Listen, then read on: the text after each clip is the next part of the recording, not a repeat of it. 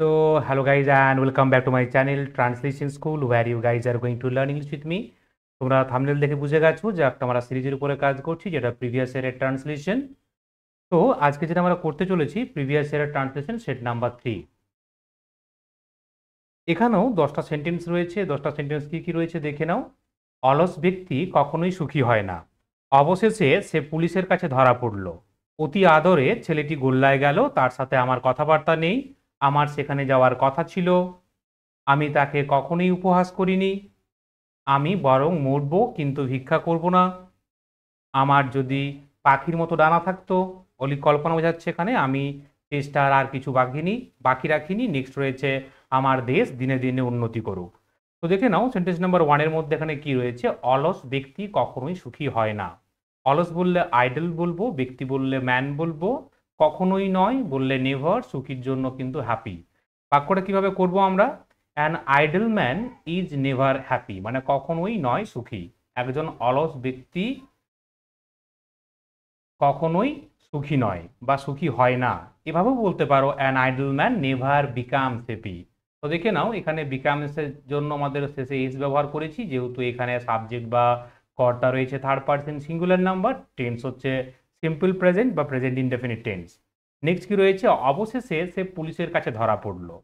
অবশেষে বললে at last বলবো। পুলিশের কাছে ধরা পড়ার জন্য কিন্তু আমরা অ্যারেস্ট বলতে পারি, বা আমরা ডিটেইন বলতে পারি, আমরা অ্যাপ্রিহ্যান্ড বলতে পারি, আমরা আবার কটও বলতে পারি।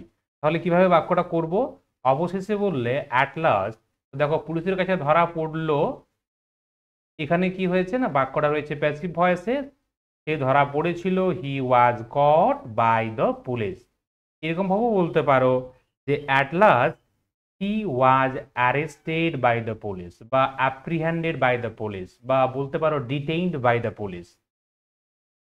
নেক্সট কি রয়েছে? অতি আদরে ছেলেটি গোল্লায় গেল। এখানে আদর বলতে প্রশ্রয়ের কথা বলা হচ্ছে। আমরা আদরকে ইন্ডালজেন্স বলতে পারি, বা অতি আদরের জন্য আমরা বলতে পারি টু মাচ ইন্ডালজেন্স, বা বলতে পারি ওভার ইন্ডালজেন্স। গোল্লায় গেল মানে নষ্ট হলো, স্পয়েলড। তাহলে কি হবে বাক্যটা? না, too much indulgence spoil the boy.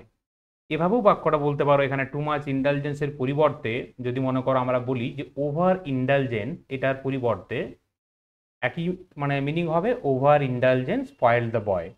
তো এই যে ইন্ডালজেন্সের কথা বলছি, এর আরও একটা ইংরেজি রয়েছে গ্র্যাটিফিকেশন।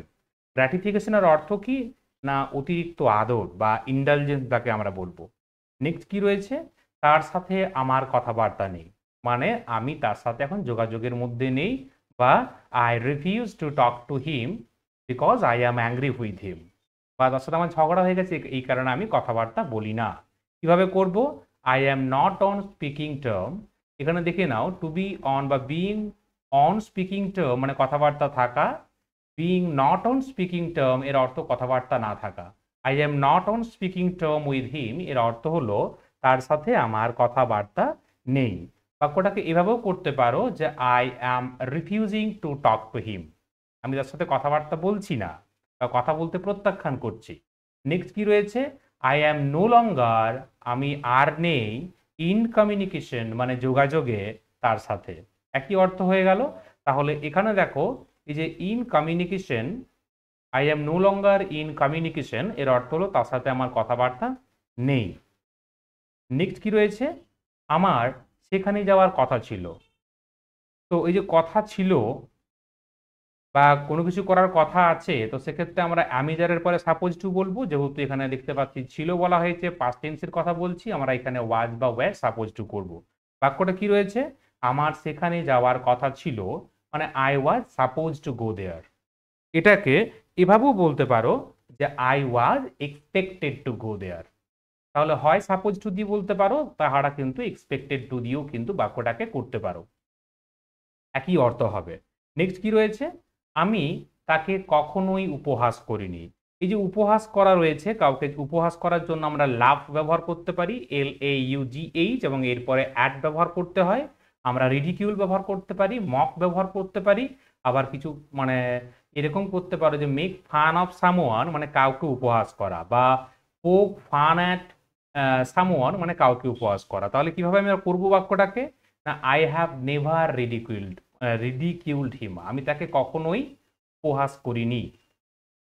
এটাকে এভাবেও বলতে পারো যে I have never laughed at him. এটার কথাই বলছিলাম যে লাফ মানে কিন্তু এখানে হাসা নয়, এখানে কিন্তু উপহাস করা, কাউকে বিদ্রূপ করা যাকে বলে এক কথায়।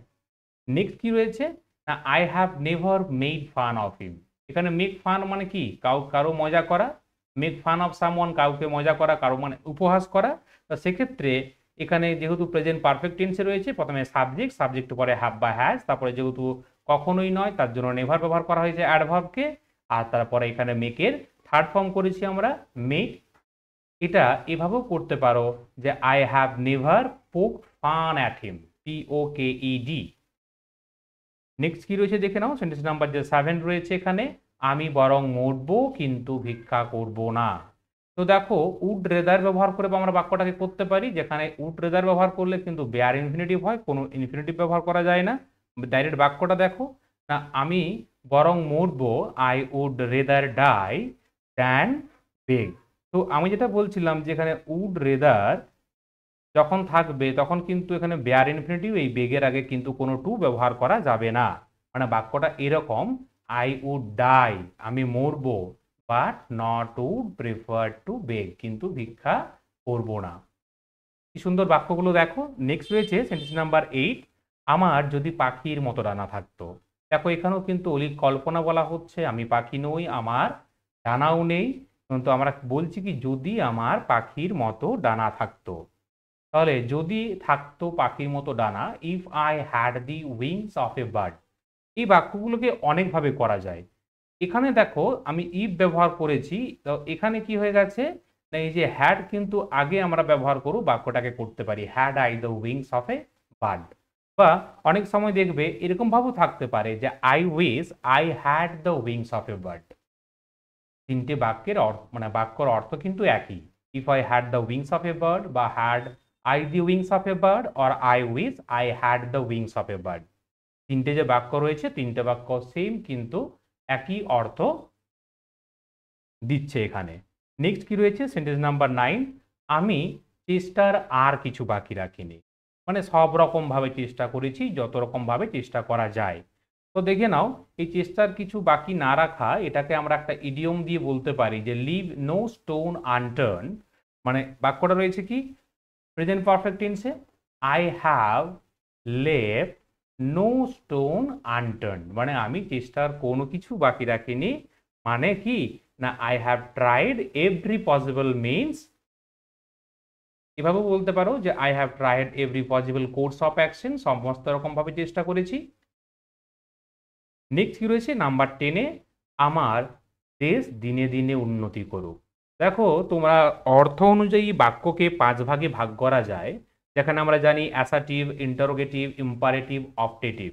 অপটেটিভ যে সেন্টেন্সগুলো রয়েছে সেখানে কি মানে কোন পারপাসে ব্যবহার করা হয়, বা এদের বৈশিষ্ট্যগুলো কি, যেসব বাক্যের মাধ্যমে কোনো ইচ্ছে কোনো মানে প্রকাশ করা হয়, কোনো প্রার্থনা করা হয়, কাউকে আশীর্বাদ দেওয়া হয়, বা কাউকে অভিশাপ দেওয়া হয়, সেই সমস্ত বাক্যগুলোকে কিন্তু অপটেটিভ সেন্টেন্স বলা হয়। এখানে মে দিয়ে বাক্যগুলো শুরু করা হয়, মানে আমার দেশ যেন দিনে দিনে উন্নতি করে।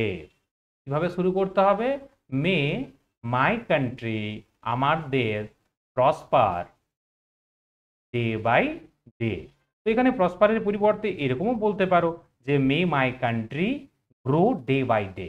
আবার এখানে এই যে গ্রো করেছ, গ্রো এর মানে করেছি আমরা, গ্রো এর পরিবর্তে কিন্তু এখানে ফ্লুরিশ ব্যবহার করতে পারো, FLOURISH। আমি চেষ্টা করলাম 10টা বাক্যকে সহজ সরলভাবে প্রেজেন্ট করার জন্য। Thank you very much for watching the video.